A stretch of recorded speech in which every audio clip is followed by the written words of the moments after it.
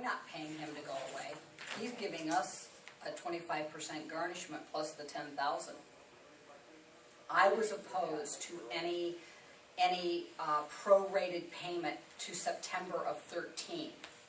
I was opposed to anything that he asked for payment until then, health care until then, PERS until then, absolutely no. But he is paying us. You can't get blood out of a turnip.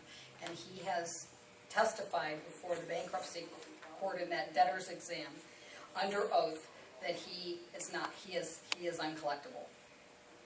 And if he's not, according to the agreement, if up and through these 10 years, if for some reason all of a sudden he miraculously become wealthy, we can go back after him for fraudulent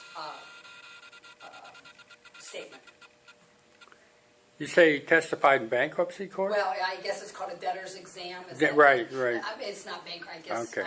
I'll retract that. Okay. Yes, thank you. Okay. It's a debtor's exam, Okay, I understand. but it's under oath. That's what you said, debtor's exam. Yeah, debtor's exam. Yeah. So this resolution that you folks approved has some kind of 10-year potential clawback in it? In the 10 years, the 10 years, that if for some reason, again, he would Invent something, make come millions. across some money or and again, I'm going to take him at his word. He swore under oath, but if for some reason there was an error or something and they find a lot of money, then we can go back on it. But it's a 10-year. Were the commissioners present at the debtor's exam? No, I believe the prosecutor was. I think that they were there. You'd have to ask them Because that the direct question. prosecutor, someone in his office was probably there because they're the one that has the civil lawsuit We don't against know Zeigler that, for so. the balance of that. It's just that it's coming to an end, and the thing of it is that the longer you drag it out, the more money you pay in litigation, and then there's another hiccup. There's an old saying: you either fish or cut bait. Yeah, and I'm ready to move on here. The county's ready to move on. Have you assessed whether or not you think that it'll have an impact on the sales tax vote? The sales tax, there's an old saying, people only need one reason. And I already know people that told me that was their reason, and we'll see if it changes their mind. But, I don't know. I don't know if it does. It'll be interesting to see. My wife's on the County Board of Education, and the guy who teamed up with another guy, forget his name, Wingirter. You know Richard probably. Richard. Yeah, and I saw him last week, and he told me how much he was against the sales tax, and he cited Zeigler. So now it'll be a good question.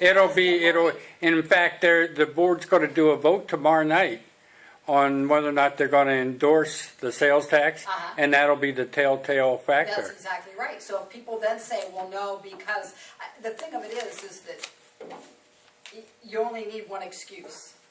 My old friend Bob Horwitz, the late Bob Horwitz, used to say to me, it's like getting everybody in Ohio State Stadium.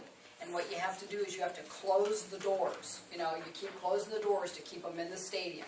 And that if there's one open, that's the only excuse they need to run out. So my point is that, this person may say it's because of Zeigler, but this person may say it's because they don't like the commissioners. This person may say they don't like the sheriff. This person I had a call from a guy the other day. He is upset because there are no posting of speed signs on Route 30 between Ferraro's and the interchange of 77. I'm not voting for your tax because I got a ticket from the Canton City Police. Moi? Okay, I have nothing to do with Canton City Police. City of Canton actually posts, that is their part of 30. But my point to you is, that was his excuse for not voting for the tax. So I don't know. You tell me why people don't vote for the tax. Well, did you hear the story about John Hagan? That he thinks we're going to get.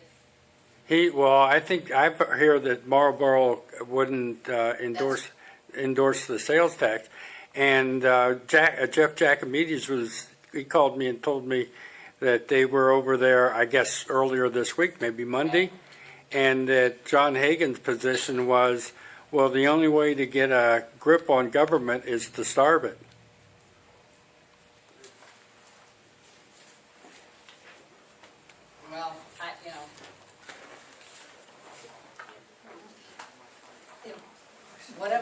I'm not imposing a tax. I will say it again, and I will say it again. I am not imposing a tax.